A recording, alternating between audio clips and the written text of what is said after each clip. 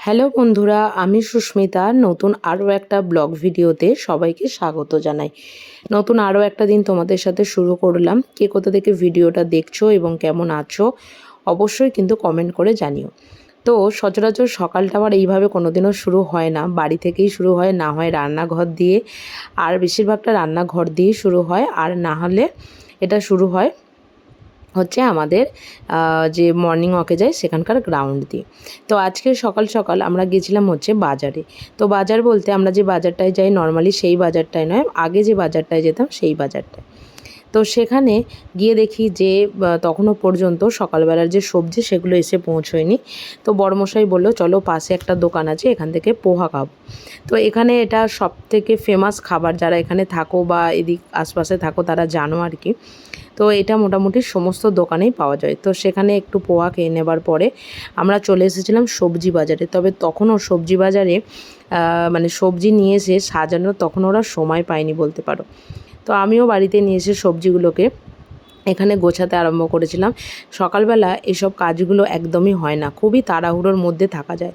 আর যখন দেখবেন একটা কাজ টানা প্রায় 1 সপ্তাহ 15 দিন 1 মাস করি, তখন না সেই কাজটা একটু হলেও একটা বিরক্ত ঠিক নয়, অলসতা এক দিন আসে। কিন্তু আবার ওই একটা দিন অলসতাটা কাটিয়ে উঠতে পারলেই আবার কিন্তু এনার্জি পাওয়া যায়। ঠিক সেরকমই রোজকার সকালবেলা এই রান্না কাজকর্ম সব কিছু থেকে আজকে যখন সকালবেলা আমরা বাজারে বেরিয়েছিলাম, কোথাও গিয়ে যেন একটা এনার্জি পেয়েছি বলতে পারো। তো সকালবেলা এসে সেই সবজিগুলোকে সমস্ত কিছু আলাদা করে সব কিছু করে এদিকে গুছিয়ে রাখছি, কারণ আলাদা আলাদা করে না রাখলে আবার যখন সবজিগুলোকে এখানে ঢালবো, আর সবজি বাজার ঢাললেই জানেন নোংরা হয়। তো সেই কারণের জন্য ঘর ঝাঁট দেওয়া বা ঘর মোছার আগে এই কাজটাকে করে নিচ্ছি, যাতে কোনো রকম কোনো অসুবিধা না হয়।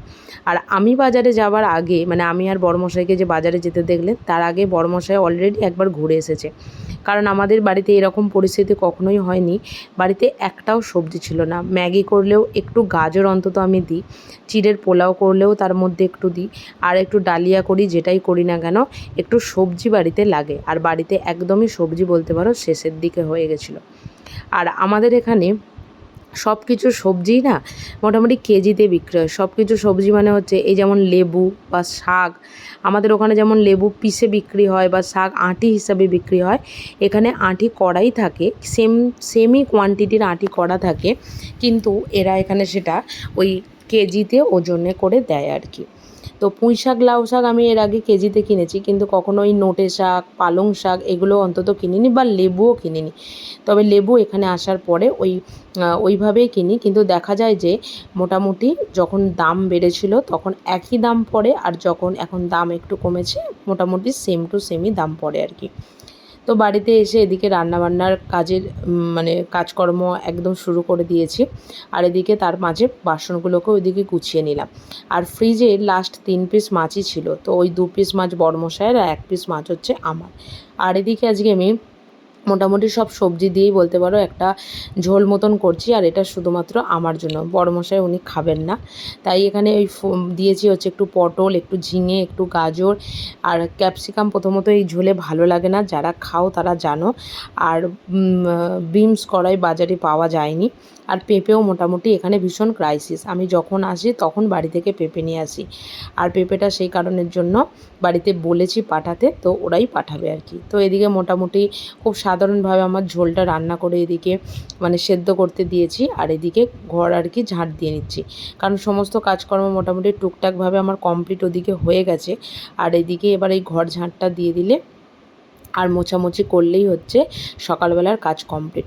তবে আজকে প্রথমবার যখন সকালবেলার দিকে মর্নিং ওয়াকে যাই একটা ব্যাপার, কিন্তু এই যে সবজি বাজারে গেলাম বেশ ভালো লাগলো। সকালবেলা চারিটার দিক দোকানপাট সমস্ত কিছু বন্ধ, একটা ফুরফুরে যেন ওয়েদার, রাস্তাঘাটেও অত বেশি গাড়ি ঘোড়াও সেরকমভাবে থাকে না, জায়গাটা কিন্তু বেশ ভালো আর কি বলতে পারো। তো যাই হোক, এদিকে দেখো আমার ঘর ঝাঁট দেওয়া ঘর মোছার সমস্ত কিছু হয়ে গেছে। আর আজকে যে ব্লগটা শেয়ার করছি সেটা মেনলি বৃহস্পতিবারের ব্লগ আর কি। তো এদিকে সমস্ত বাসনপত্র মেজে নিয়েছিলাম, আর মেজে নিয়ে এবার সেগুলোকে একটু মুছে নিচ্ছি, কারণ বাসনপত্র মাজার পরে সেগুলোকে শুকনো করবো সেই সময়টুকু সত্যি কথা বলতে থাকে না। আর এদিকে এই যে শিবটাকেও চান করিয়ে দিচ্ছি। আর বলতে পারো এখন ঘড়ির কাঁটায় বাজে কিন্তু প্রায় অনেক। সেই সকালবেলা ঘুম থেকে উঠে থেকে এখন খুব দেরিও হয়ে যায় পুজো টুজো করতে আর কি। আর এদিকে এই যে ঠাকুরের নকুলদানাগুলোকে এদিকে দিয়ে দিচ্ছি। আর এটা একটা বল ভরসা যেখানে অন্তত এই জিনিসগুলো পাওয়া যায়। কিছু কিছু জিনিস এখানে একদমই পাওয়া যায় না, যেমন ছাতু, গোবিন্দভোগ চাল। মানে এরা জানেই না যে এক প্রকার গোবিন্দভোগ চালটা ঠিক কীরকম হয় বা কিছু। তো যাই হোক, কী আর করা যাবে। তো চলুন পুজো করতে করতে আজকের ব্লগটাকে এখানেই শেষ করছি। যদি কিছু ভালো লেগে থাকে একটা লাইক করবেন, শেয়ার করবেন, চ্যানেলটি সাবস্ক্রাইব করে পাশে থাকবেন। সুস্থ থাকবেন, ভালো থাকবেন। আর এই 2-1 দিন ব্লগ একটু ছোট ছোট হচ্ছে, কারণ ঠিকই করেছি যতটুকু মানে কাজ করি ততটুকুই তোমাদের সাথে একটু শেয়ার করব আর কি। আর ততটুকুই আমার কাছে ওই স্মৃতি হিসাবেও থেকে যাবে। ভালো থাকবেন, সুস্থ থাকবেন, টাটা।